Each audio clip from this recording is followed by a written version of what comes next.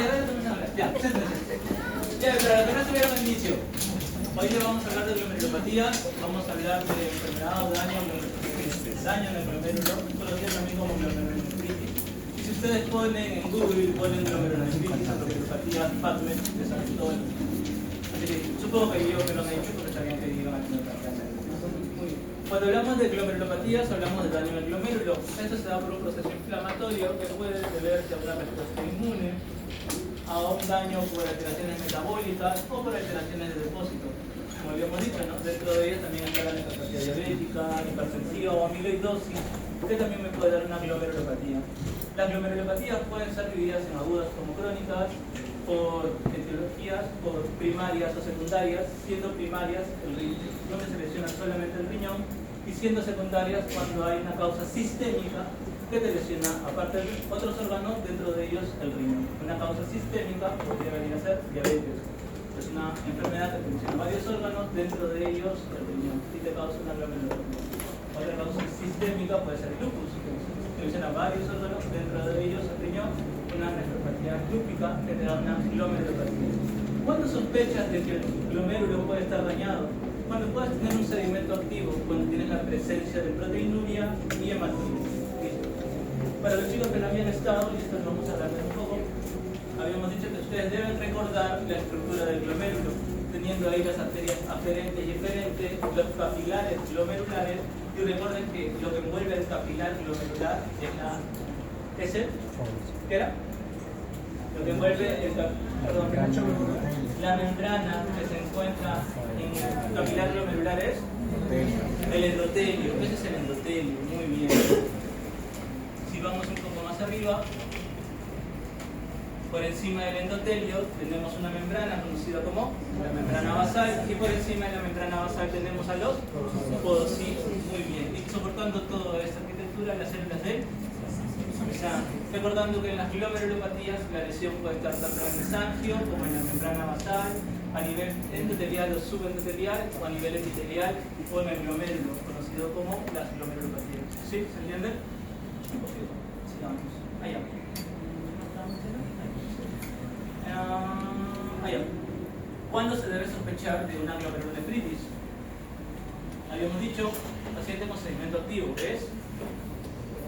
Sedimento activo era la presencia de hematuria o proteinuria, alteraciones de la función renal, que estas pueden ser agudas o crónicas, y acá pueden verse con alteraciones de la función renal. ¿Qué características clínicas podría tener mi paciente? Edemas, muy bien, ¿qué más? Azoemia, signos de azoemia, ¿no? Cefalopatía urémica, retención de azoados, aumento de urea, creatinina, hipertensión arterial, trastornos de la coagulabilidad, como y algunas nefropatías que pueden dar, o unas glomerulopatías que pueden dar trastornos de la coagulabilidad, como la nefropatía membranosa. ¿Ella es una o va a pasar? ¿Acá hay haciendo? ¿Sí? ¿Qué? Ahí hay uno. Ahí está. O pueden poner su silla por atrás y ver. Sí.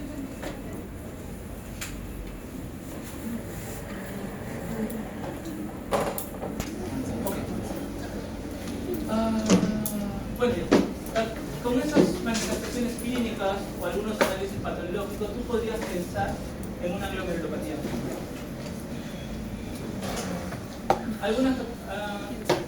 Acá tenemos manifestaciones que podrían estar asociadas a la parte renal, pero algunas otras manifestaciones sistémicas, como son la fiebre, la baja de peso, la rinitis, la uveitis, trastornos a nivel de tacoid, nariz, garganta, epíxtasis, sinusitis, como alguna vasculitis que también se puede dañar el riñón, cardiovasculares como soplo, pericarditis, como la pericarditis urémica, pulmones como hemoptisis, como algunas vasculitis, causas secundarias de glomerulonefritis, abdomen, enteritis, colitis o pancreatitis, sistema nervioso, convulsiones o neuropatía periférica y algunas otras manifestaciones más que puedes encontrar en un paciente asociado a un problema renal.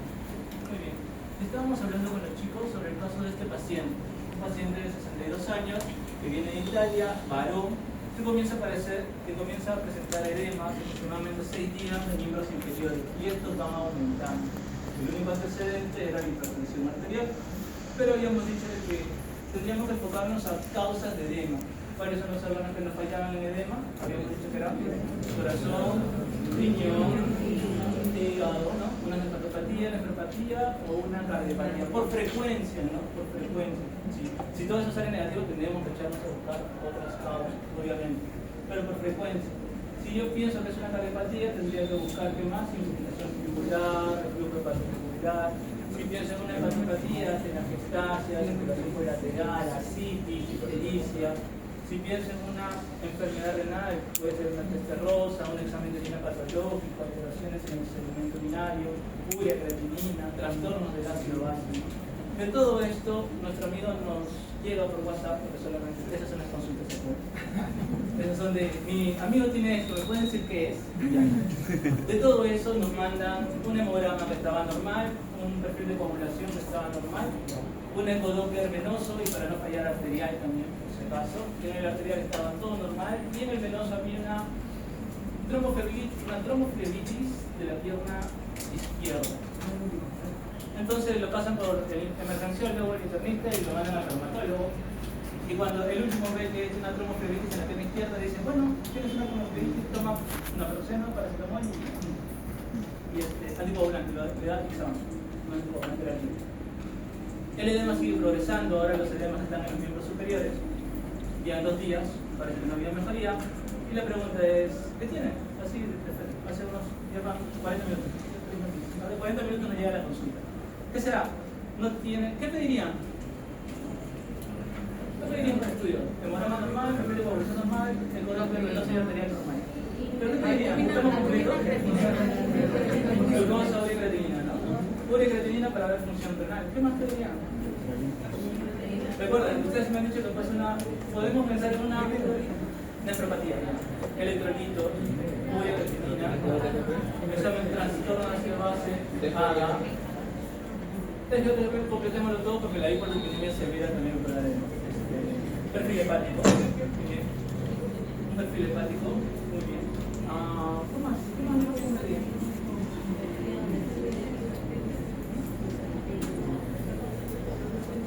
Un partido de alquiler, un pro BNP pensando en lo que pasa con bueno, obviamente es que lo único que tenemos es eso, solo tenemos los pies, no sabemos cómo está el corazón, no me dijeron nada, no tenemos antecedentes. Pero bueno, el plan es que ustedes, cuando tengan un paciente con edemas, se enfoquen en el diagnóstico, Causa más frecuente de edemas y obviamente le ves todo, si tiene circulación, irritación yugular, antecedentes de diabetes o hipertensión, porque eso son patologías que causan enfermedad renal crónica. Engloban al paciente general y le piden los análisis pertinentes para llegar al diagnóstico. Ahora, ¿saben qué es? No sé qué, solamente me mandaron. Eso fue hace 40 minutos, pero no sabemos más nada. Ya les contaré la próxima clase que sale. Bueno, esos son los hallazgos sistémicos. El abordaje diagnóstico para una glomerulonefritis. ¿Qué síndrome de presentación tiene el paciente?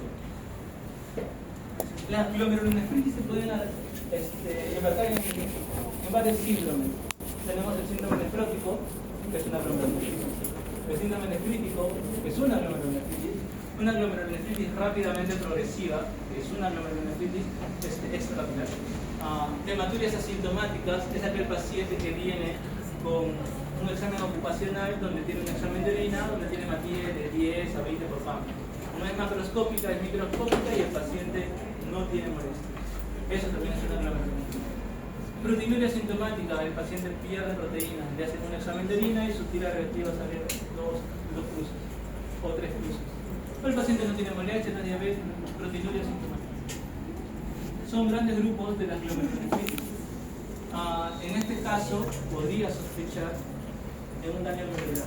Datos clínicos relevantes para hacer correlación clínica: si tu paciente es diabético, mal controlado y viene con edemas y hipoalbuminemia, puede pensar en un nefrótico por una causa secundaria, en este caso diabetes.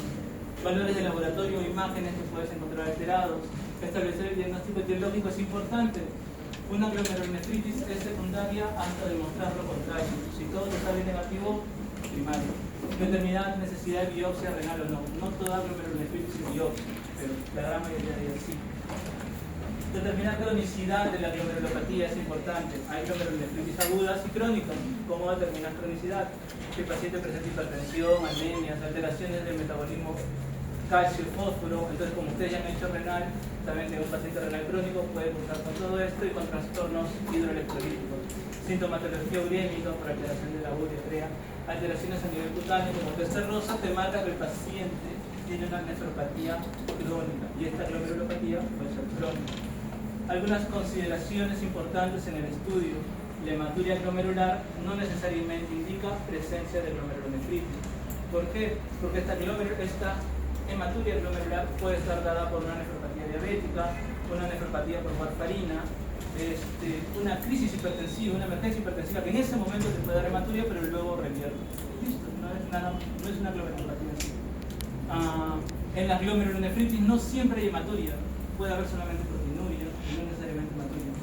En la diabetes mellitus puede haber ausencia de proteinuria, incluso en estadios G3. Ustedes saben lo que es un G3, ¿no? ¿Tienen mucho renal crónico? Todas las glomerulopatías pueden evolucionar a glomerulonefritis focal y segmentaria.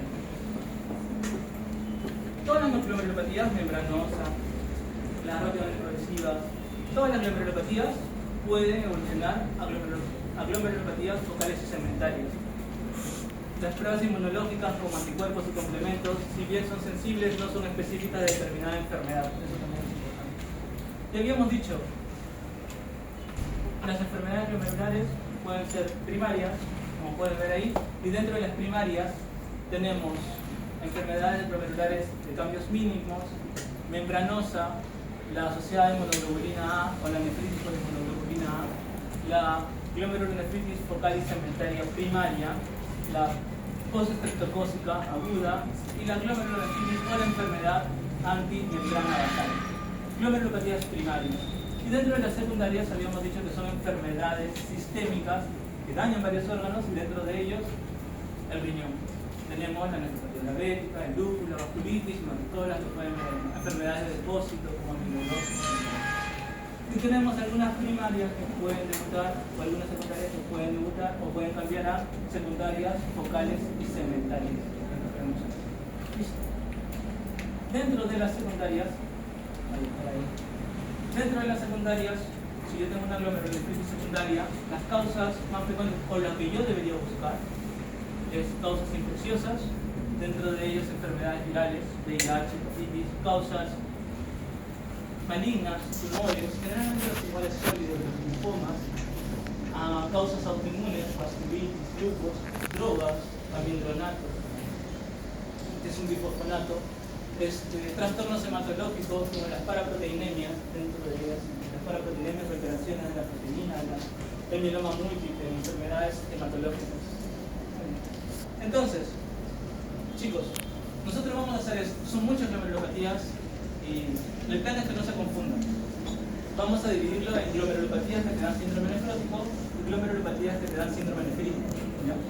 Y dentro de estas generalmente vamos a tocar las primarias. ¿Ya? Obviamente las secundarias es por la causa subyacente, ¿no? Glomerulonefritis por lupus, glomerulonefritis por diabetes, todo el mundo. Pero vamos a tocar las primarias, ¿no? Primarias y las vamos a partir en las que te dan nefrótico y las que te dan nefrítico, para ordenarnos un poco así. ¿Está bien? Comencemos con nefrótico. Ustedes van a tener una clase de nefrótico y nefrítico. Así que yo solo tengo esta diapositiva para que sepan que es nefrótico y una diapositiva de nefrítico. Una y una, nada más, porque ustedes van a tener un tema aparte. Pero ustedes ya saben lo que es nefrótico porque ya están tomando el tema en sus hospitales. Muy bien, el dice sí, perfecto. Ya le han preguntado qué es un nefrótico. Muy bien, ¿cuáles son los criterios para un nefrótico? 3, dígame 3. Muy bien, proteinuria en rango nefrótico, 3.5 gramos. ¿Qué más? Edema generalizado, ¿qué más? Hipoluminemia, muy bien. ¿Y el rango de la albúmina en cuánto debería estar? Menor a 2.5. ¿Alguien tiene otro valor? 3.5. Acá tiene otro valor. ¿Alguien tiene otro valor? ¿Anything else? Bueno, generalmente sí, los libros dicen que debe ser menor de 2.5 la albúmina. Hipoalbuminemia menor de 2.5. Pero algunos artículos o algunos libros actuales o algunos artículos que ustedes puedan revisar te parten así, 3.5. proteinuria en rango nefrótico mayor a 3.5 gramos en 4 horas y hipoalbuminemia menor de 3.5 para algunos. Ustedes quédense con lo que le digan en su teoría de nefrítico nefrótico que hago. ¿Ya? Yo no me compliqué la vida, hipoalbuminemia. Listo. Y también puede tener hipercolesterolemia, ¿no? Las dislipidemias, el síndrome nefrótico también es importante. Recuerden eso también, el síndrome nefrótico puede haber trastornos de coagulación, un estado de hipercoagulabilidad, ¿ya? Cuando la albúmina es muy baja, con hipercoaguleminemia severa, el paciente puede quedar en estado de hipercoagulabilidad. Recuerden eso. ¿Qué más? Dentro de las etiologías primarias que te pueden dar síndrome nefrótico tenemos la glomerulopatía focal y cementaria, la membranosa y la de cambios mínimos. Y bueno, iremos por ello. Y dentro de la secundaria la diabetes. La diabetes es una patología que puede dar nefrosis. Eso sí ya saben. Bueno, vamos por las glomerulopatías primarias que me dan síndrome nefrótico. Dentro de ellas tenemos la glomerulopatía o la glomerulonefritis membranosa. El gran porcentaje de ellas es de causa idiopática, el 80% de ellas son idiopáticas. Muy bien. Está alterado en ellas los receptores de la fosfolipasa 2. ¿Dónde está la alteración en el gen de los receptores de la fosfolipasa 2? Que se encuentra en el cromosoma 2. Fíjense con eso. Alteración en el cromosoma 2 que PLA2R o PLA2R o fosfolipasa 2R. Receptores de la fosfolipasa 2. ¿Ya? Y esto va asociado mucho al antígeno mayor de histocompatibilidad de KA1. ¿Qué es lo que sucede? En este paciente hay una alteración en ese receptor y pueden formar anticuerpos. Estos anticuerpos se atacan a ese nivel de la membrana porque ese receptor se encuentra ahí y comienza a generar un proceso inflamatorio. Y acá tenemos la membrana basal. El primero es una imagen normal. Estadios de la membranosa es estadio 1, 2, 3 es el que está allá y 4 es el que está acá cuando ya está esclerosado. En el estadio 1 se ve una membrana basal normal que vendría a ser la parte. ¿De qué color estaría la membrana basal? Ploma. Muy bien, la membrana basal estaría en parte ploma. Y ahí es donde se depositan los anticuerpos, generando un engrosamiento a nivel de la membrana basal. Luego esta se engrosa y se esclerosa. ¿Qué es lo que sucede acá? En esta membrana basal, en el estadio 2, cuando se depositan esos anticuerpos, generan como espículas a la imagen del microscopio electrónico. Por eso en el estadio 2 de la nefritis membranosa se encuentran las famosas spikes o espículas a ese nivel. Es un dato que deben saber. Dentro de las causas secundarias de glomerulonefritis membranosa tenemos fármacos como IECA, AINES, infecciosas como sífilis, malaria, histidiatídico, hepatitis B, hepatitis A, que pueden dar membranosa, tumores sólidos, carcinoma de los bronquios, del colon, de mama, y algunas enfermedades autoinmunes como lupus o hipotiroidismo también te puede dar una glomerulopatía membranosa. Ahí tienes causas secundarias y las causas primarias. Si tienes una deficiencia del PLA2R, los anticuerpos que pueden aparecer irían contra los receptores PLA2R. ¿Se entiende? ¿Qué se ha visto? Que mujeres que tienen esta nefritis primaria y salen gestando, esos anticuerpos que tienen atacan a los receptores PLA2R del feto, porque él sí los produce. Y este paciente sufre, el feto sufre daño a nivel renal. Dato, no hay formación de inmunocomplejos a este nivel, no hay activación de complemento, la clínica puede presentar hematuria, hipertensión, puede presentar, pero lo más frecuente es la clínica de membranosa, proteinuria, edema, deterioro funcional y puede haber deterioro funcional de la función. Esa es la glomerulonefritis membranosa, la gran parte de ellas idiopática. Tratamiento, como el problema es algo autoinmune, dentro de ellos corticoides es el tratamiento. El corticoide asociado a otro fármaco. Acá podemos ver ciklophosphamida y rituximab. Se ha demostrado que esta nefropatía membranosa está mediada por anticuerpos, entonces generalmente el tratamiento va contra los que producen el anticuerpo. ¿Quiénes lo producen? ¿Quién produce el anticuerpo? Muy bien, los linfocitos verdes con las espigas, supramacitos y todo eso ya lo saben. Entonces el plan es atacar a esta célula. Se ha visto que los estudios están ahí. Usamos corticoides, usamos ciklophosphamida, hoy podemos usar cloraramucilo, actúa de forma inespecífica, pero el rituximab está trayendo está teniendo buenas respuestas para el tratamiento de estos pacientes que no mejoran solamente con corticoides. 25% de los pacientes presentan remisión espontánea de proteinuria, incluso sin el tratamiento, un cuarto de estos pacientes pueden presentar remisión espontánea. Por lo que se reserva el tratamiento para aquellos con signos de mal pronóstico. ¿Cuál vendría a ser un signo de mal pronóstico? Cuando tienes muchas pérdidas de proteína, proteinuria mayor a 8 gramos, ese es un signo de mal pronóstico. Cuando tienes la relación albuminuria-creatinuria mayor a 800 miligramos gramos, eso es un signo de mal pronóstico. Ahí se reserva el tratamiento. ¿Y dónde está eso? En el artículo que les mandé y que espero que hayan leído. Muy bien. Sí lo leyeron.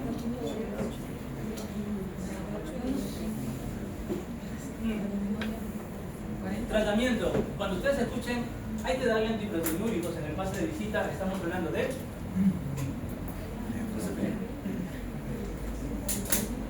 Vamos, han estado en un pase de visita. ¿No han visto pacientes con síndrome nefrótico? ¿O que tengan proteinuria? ¿No? Cuando yo hablo de antiproteinúricos para un paciente, ¿estoy hablando de qué fármacos? No. IECA. IECAS y ARA2. IECAS y ARA2 son conocidos como fármacos antiproteinúricos. ¿Y qué dice ahí?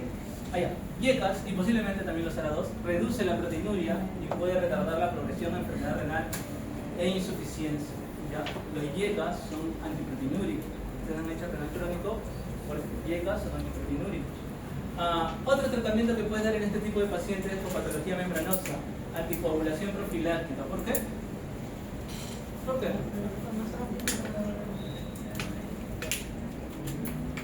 ¿Por qué creen? Porque es un síndrome nefrótico, doctor, y habíamos dicho que el síndrome nefrótico severo puede estar en estado de hipercoagulabilidad, entonces puede dar anticoagulación profiláctica, sobre todo cuando la albúmina es por debajo de 2. Muy bien, doctor. Estatinas, por la dislipidemia, que es un nefrótico, muy bien. Y bifosfonatos, por... Sí, ese es calcio, pero ¿por qué? Porque cuando yo le doy corticoide a un paciente por mucho tiempo, ¿qué puedo generar? Osteoporosis. Osteoporosis por uso de corticoide. Entonces le doy bifosfonato. Recuerden que este paciente va a tomar corticoides de larga data. ¿Se entiende? Listo. ¿Cuál era esta glomerulonefritis? La membranosa. Muy bien. Cambios mínimos. ¿Por qué se le llama cambios mínimos?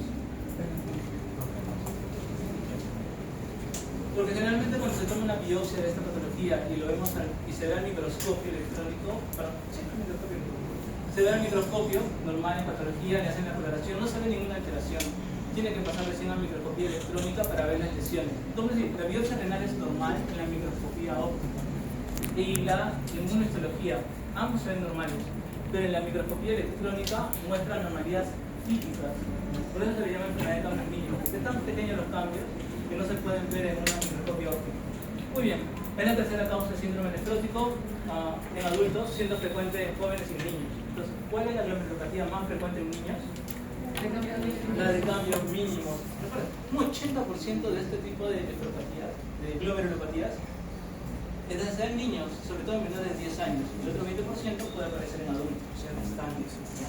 El 90% son de casos primarios o idiopáticos, no tienen la terapia en sí, pero también hay causas secundarias de cambios mínimos.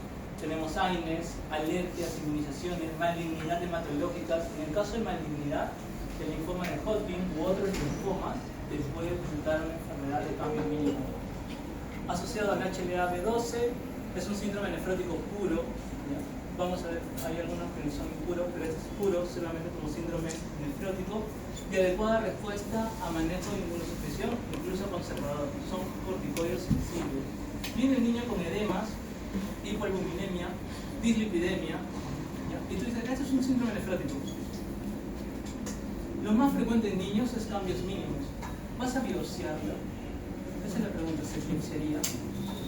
En este caso, si vemos que la enfermedad progresa y hace un síndrome nefrótico puro, ¿ya? Y como siendo los cambios mínimos lo más frecuentes, se le da tratamiento con corticoides y si mejora, listo, es una glomerulopatía de cambios mínimos. ¿Entienden?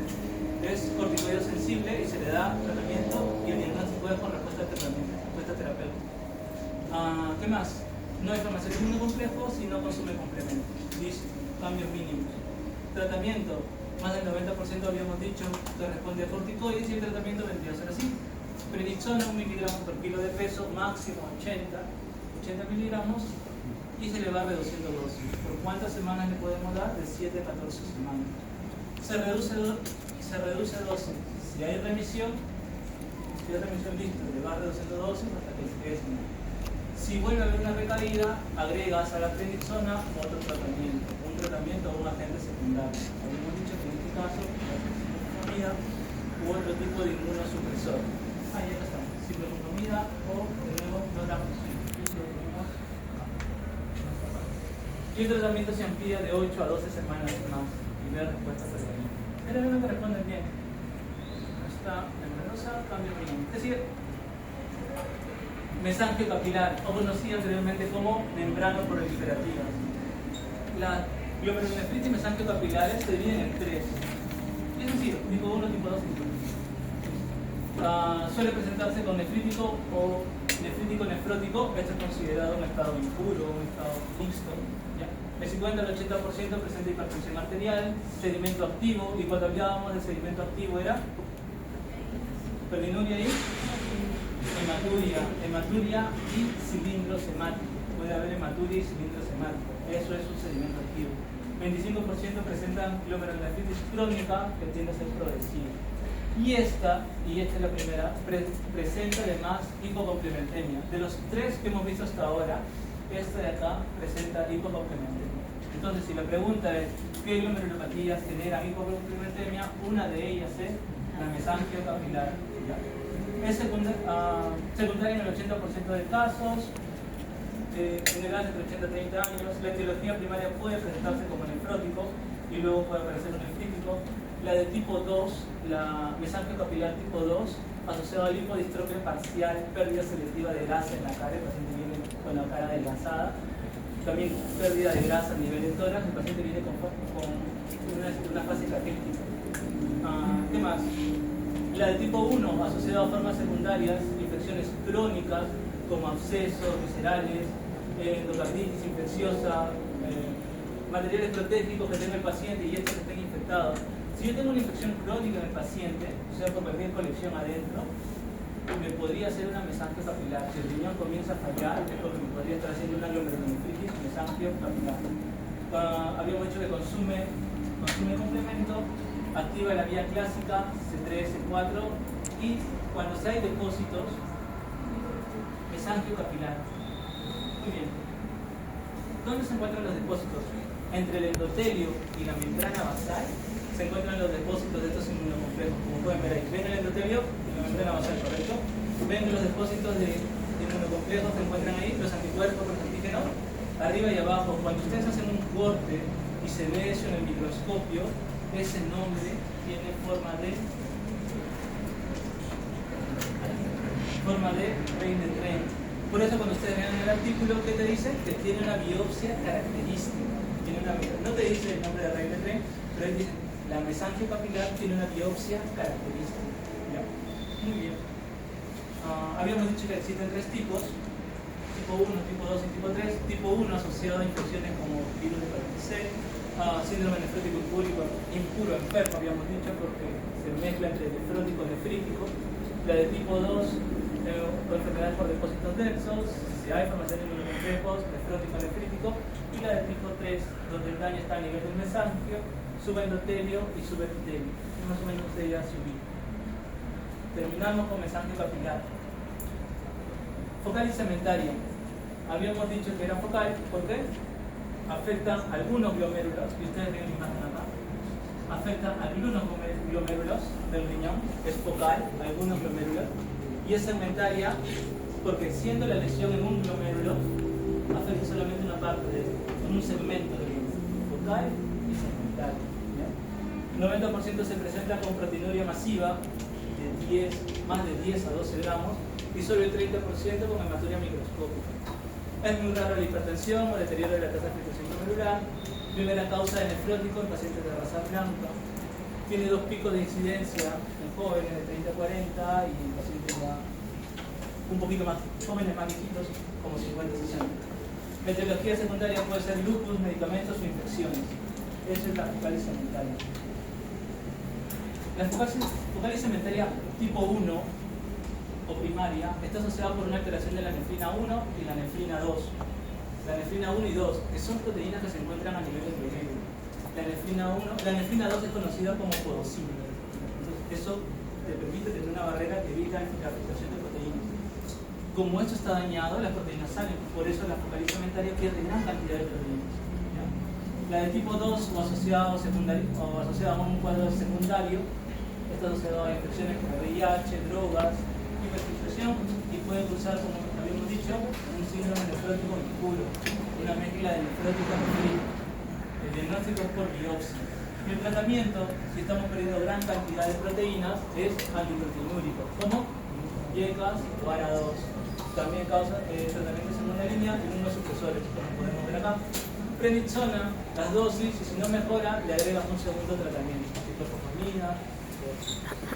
Muy bien. ¿Qué es lo importante de esto? Como lo dijimos, dietas proteinúricos, tipo 1 y tipo 2, focal cementaria. Esta de acá es para que hagan su resumen de todo lo que hemos dicho hace un momento. Sigamos. ¿Nefrita? No, después. Ahorita no. No hay mucho tiempo. Ahorita, después. Terminando la clase.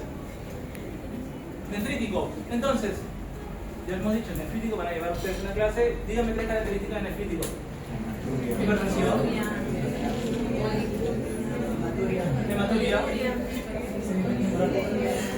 Proteinuria en rango no nefrótico. Obviamente si hay proteinuria en rango no nefrótico. Puede haber hipertensión arterial, puede haber hematuria. Sí puede haber edema. Hay oliguria también. Puede haber oliguria, edema. Y proteinuria en rango no nefrótico. Quiere decir, azuena también. Muy bien. Hay oliguria y si hay oliguria, hay azuena. Muy bien. El uroanálisis, de nuevo, suele presentar sedimento activo. Ustedes ya saben lo que es un sedimento activo. La celeridad de la presentación es altamente variable según la etiología o causa de análisis. Vamos un poco más abajo a los patrones histológicos que vamos a ver. Los patrones histológicos más frecuentes del nefrítico es la proliferativa endocapilar, la proliferativa exocapilar y la membrana proliferativa y la asociada con la hemoglobina A. Dentro de las proliferativas endocapilares tenemos aquellas que se asocian a infecciones. Hay un grupo de proliferativas endocapilares, como podemos ver acá. Es un espectro de enfermedades que presentan hipercelularidad de movillo a nivel del glomérulo, comienza a proliferar a nivel de la célula. Por eso se le llama proliferativa endocapilar. Presentación o afecta generalmente a nivel de mesangio y genera un proceso inflamatorio que puede llegar a dañar hasta la membrana basal. ¿Qué patologías o qué glomerulonefritis se asocia a la proliferativa endocapilar? Aquellas de causa infecciosa, como la postestreptocócica, otras causas infecciosas como el endocarditis gram positivo, los abscesos viscerales como el Staphylococcus aureus, el Enterobacter, pseudomonas, neumonías por micoplasma que pueden dar este tipo de glomerulonefritis, fiebre tifoidea, infecciones virales como el virus de Epstein-Barr en la cabeza y algunas infecciones parasitarias. ¿Ya? Antes había una glomerulonefritis, dentro de ellas vamos a hablar de esto. Glomerulonefritis postestreptocócica, conocida ahora como postinfecciosa. Generalmente se den niños de 5 a 12 años antecedentes de una infección por estreptococo beta hemolítico del grupo A. Hay depósito de inmunoglobulina G y C3. Y cuando estos depósitos, ustedes ven acá, el anticuerpo ataca a una parte del antígeno del estreptococo beta hemolítico del grupo A, este llega al riñón, pasa la barrera endotelial y se deposita ¿en dónde? Miren esto. Esto vendría a ser subendotelio, subepitelio. Subendotelio, subepitelio, anticuerpos y los antígenos. Generan como jorobas. Al momento de verlo en el microscopio generan como jorobas. Son los famosos HAMS. En el corte histológico se ven como HAMS. Y está en el subepitelio. Subepitelio y subendotelio. Vean la imagen. Atravesando la membrana basal. El antecedente es importante. niño que venga con hematuria, hipertensión, edemas y proteinuria en rangos no nefróticos, tú le tienes que preguntar al padre, señor, ¿y alguna vez ha estado mal este niño en las últimas 2 semanas? Sí, doctor, ha tomado antibiótico hace 2 semanas porque tenía una infección en la garganta y me habían dicho que tenía pus. Eso es un estreptococo pneumolítico, una faringitis por estreptococo. Y el niño lo que ha hecho es una glomerulonefritis post-estreptocócica. ¿Se entiende? El antecedente, cuando ustedes hagan pediatría, es importante. Él ha tenido alguna enfermedad en las últimas semanas. Si es en la garganta, entre 1 a 3 semanas. Si es en la piel, por el péntico, puede ser entre 3 a 6 semanas. ¿Se entiende? Si tienes antecedente y el niño viene con hematuria, edemas, proteinuria en rangos no nefróticos y la presión se eleva, es una glomerulonefritis postinfecciosa. Tratamiento sintomático de soporte. Si hay formación de inmunocomplejos. Siguiente. La nefropatía por IgA o enfermedad de Werner. Esta nefropatía se da porque hay una alteración en la inmunoglobulina A. ¿Dónde se encontraba la inmunoglobulina A? Generalmente.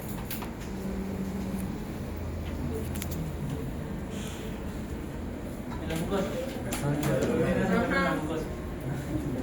Pero esta inmunoglobulina A se encuentra dañada. ¿Ya? Hay una alteración de la galactosa, por eso dicen una inmunoglobulina A mal galactosidada, porque hay una alteración en la cadena de la galactosa, generando una alteración en la tironina. Esto genera una inmunoglobulina A patológica, que no la reconoce como normal. Se presentan en 40 o 50% de los casos con hematuria macroscópica, porque es un síndrome nefrítico. Y a diferencia de la posinfecciosa o postestreptocócica, cuando tú piensas en nefropatía por IgA, es porque tu paciente ha tenido algún antecedente infeccioso, pero corto, de 24 horas, que puede ser una infección respiratoria, haber tenido una neumonía el día de ayer y de un momento a otro comienza a orinar sangre, comienza a tener presiones altas, comienza a tener edema. Eso es un síndrome nefrítico por nefropatía por IgA por antecedente infeccioso. Y el antecedente infeccioso es corto, más o menos 24 horas. ¿Ya? Entonces hay una gran diferencia entre postestreptocócica, que es de 1 a 2 semanas, y en la posinfecciosa, que aproximadamente es de 24 horas. Suele ser de etiología primaria o idiopática, y las causas secundarias a infecciones o enfermedades hepáticas, gastrointestinales, entre otros.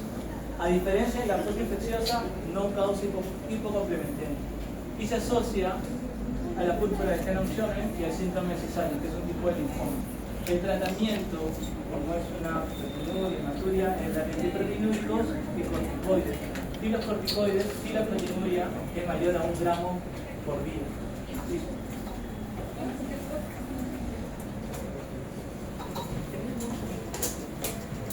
La glomerulonefritis rápidamente progresiva.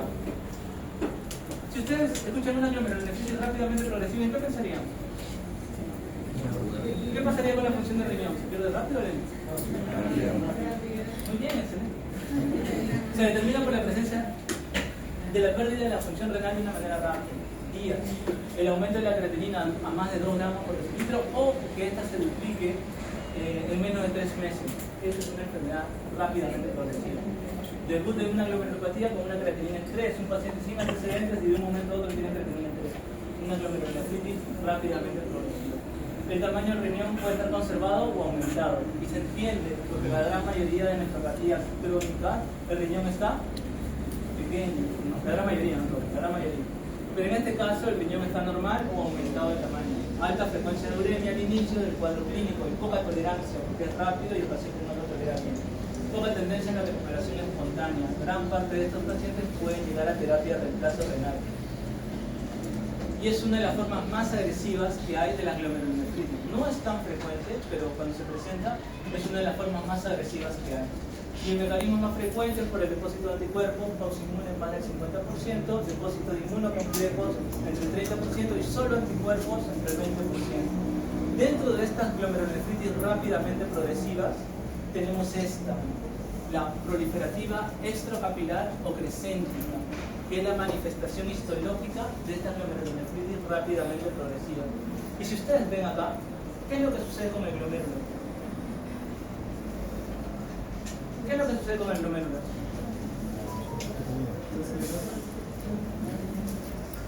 ¿Qué de anormal pueden ver en esa imagen del glomérulo? El mesanquio proliferó. ¿Qué pasa con los vasos?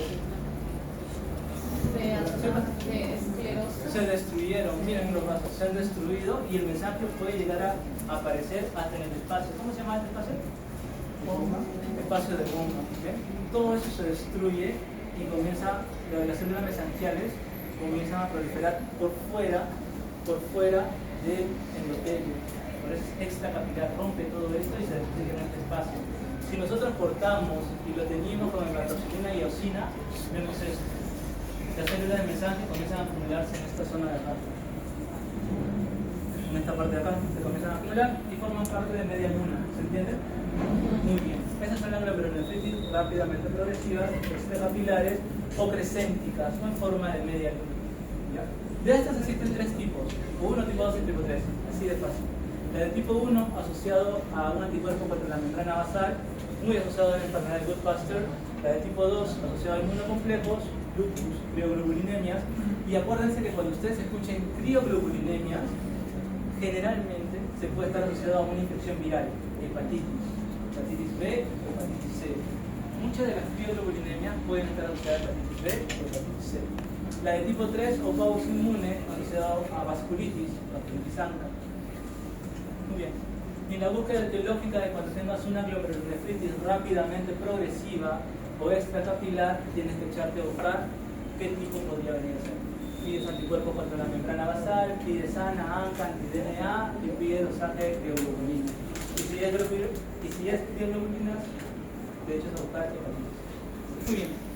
Habíamos dicho tipo 1, ¿no? Enfermedad de Goodbuster, antimembrana basal. Manifestaciones clínicas, el paciente puede venir. Si es una enfermedad de Goodbuster, compromete pulmón y riñón. Entonces, hay anticuerpos contra la membrana basal y si hay compromiso pulmonar puede haber presencia de hemoptisis. Normocomplementemia, en el caso del tipo 2, lupus, artritis, crioglobulinemia. Si hay consumo de complemento y entonces la glomerulonefritis rápidamente progresiva, extracapilar, crescéntica, tipo 2, sí consume complemento. Y con esta cerramos las glomerulopatías que consumen complemento. Y para que no te eches a buscar las otras diapositivas, ahí te puse las demás. Glomerulonefritis membranoproliferativa, la postestreptocócica y la extracapilar tipo 2. Son las tres glomerulonefritis que te consumen complemento. ¿Te vas a equivocar en el examen? No te vas a equivocar, sí.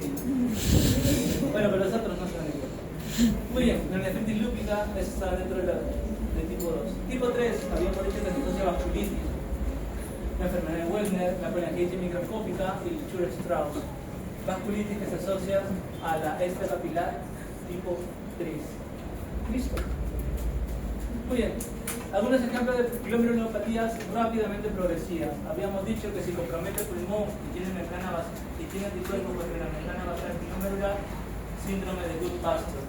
Si no compromete el pulmón y solo tiene anticuerpos contra la membrana basal, enfermedad antimembrana basal. Si hay complejos inmunes, anticuerpos antinucleares, si tienes complejos inmunes y este sale ANA positivo, lupus. Si tienes complejos inmunes y estos van dirigidos contra los antígenos celulares, nefropatía IgA. Si tienes complejos inmunes y es crioglobulinemia, te echas a buscar glomerulonefritis asociadas a hepatitis B, hepatitis C o VIH. ¿Y qué más? La causa inmune, si te sale ANCA positivo, busca tu vasculitis, qué tipo de vasculitis hay. ¿Cuándo biopsias un riñón con glomerulonefritis? Cuando tu paciente tiene un síndrome nefrótico, excepto que tenga una etiología secundaria clara. Por ejemplo, tu paciente diabético mal controlado, con hemoglobina glicada en 14, que viene porque se le han hinchado las piernas, edema, proteinuria, eso es un síndrome nefrótico por diabetes. ¿Lo vas a biopsiar? No. Pero si es una mujer joven de 28 años que comienza a tener edema, proteinuria, rango nefrótico, sin antecedentes previos y progresa a pesar del tratamiento, pues ahí vas a tener que biopsiar. Si te sale ANA positivo y es lupus, con mayor razón tienes que biopsiar para saber qué está ese riñón. Muy bien.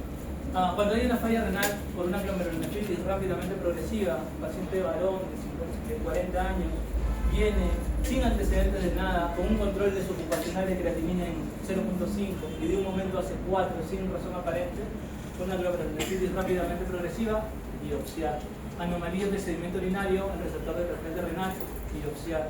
Siempre solicitar microscopía de luz, eso usa todos. Electrónica, eso usa todos porque no todos los hospitales tienen. Inmunofluorescencia, eso usa todos, porque ahora ya todos tienen. Las glomerulopatías, medicamentos asociados a glomerulopatías para la membranosa, la penicilamida, sales de oro, IECAS, AINES.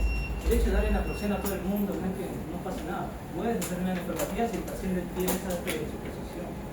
Cambios mínimos, AINES, interferón A, antibióticos, ampicilina, rifampicina. Un niño de 5 años, bueno ya, póngale un poquito más, ya un niño de 7 años que recibe rifampicina porque salió TB, y hace un síndrome nefrótico, pues puede ser por eso, por la rifampicina. Membrana proliferativa, ciclosporina, tacrolimus, mitomicina C, anticonceptivos orales pueden darte una nefropatía membrana proliferativa. Algunas causas infecciosas que te pueden dar en membranas proliferativas, como que ven ahí, y algunas que te consumen complemento. Habíamos dicho que la membrana proliferativa extracapilar consumen complemento. La cosa estreptocócica consume complemento. Y las causas secundarias como lupus, endocarditis, tribolinemia consumen complemento. Lo mismo pero en inglés. ¿Qué más? Glomerulopatías paraneoplásicas, cánceres que te pueden dar una glomerulopatía. Tenemos cáncer de pulmón, cáncer gástrico, cáncer renal que te puede dar una nefropatía membranosa. Enfermedad de cambios mínimos asociada al linfoma de Hodgkin o otro tipo de linfomas. La nefropatía por IgA también se puede dar por cáncer, carcinoma renal, cáncer de pulmón, entre otros. Y ahora bien, si mi paciente, el italiano que vino de 60 años sin antecedentes previos, me viene con un sedimento activo, hematuria, proteinuria, y pienso que es una glomerulopatía, pues tengo que ampliar. ¿Cuál vendría a ser la causa de que un paciente de 60 años me da una glomerulopatía de la nada, que solamente es hipertenso? Y en este caso tengo que demostrar secundarismo antes de decir que es primario. Y si es mayor y me dice que he bajado de peso, ¿qué podría pensar? Neoplasia. Entonces te echas a buscar primero lo secundario, ya tienes tu examen de orina, puedes pedir tu proteinuria, te pides tu proteinuria 24 horas, albúmina sérica, hepático, deshidrogenasa láctica para ver si el bici celular, recuento de C3, C4 para ver si consume o no complemento, enfermedades infecciosas, hepatitis, HIV, ANA, ANCA para ver esto. Y en teoría, lo que te dice la guía de glomerulopatías es, abres tu panel y pides todo. Complicado pedir todo acá, ¿no? Estamos en MINSA, en el servicio es un poco más gentil, pero estamos en MINSA, donde tienes que facturar, no hay reactivos, en el hospital ahorita es un hemograma, entonces si tú pides todo eso va a ser complicado, ¿no? Entonces pides de acuerdo a tu historia clínica y a tu enfoque diagnóstico. Si te sale negativo, vas ampliando estudios. Resúmenes. Muy bien, habíamos dicho que las spikes aparecen en la glomerulonefritis membranosa, las semilunas en las extracapilares, los HAMS en las posinfecciosas, las COROAS, las asociadas a PLA2R, igual, membranosa, esos son receptores de la fosfolipasa 2, déficit de los receptores fosfolipasa 2. En patología membranosa, en niños la más frecuente habíamos dicho que era cambios mínimos. Y de acá, cuáles consumen complemento y cuáles no consumen complemento. Resúmenes para que lo vean y lo repasen. Muy bien, la frase de hoy. Los buenos hábitos tienen el poder de erradicar los males. Y como es bien sabido, es fácil adoptar males. Listo, chicos.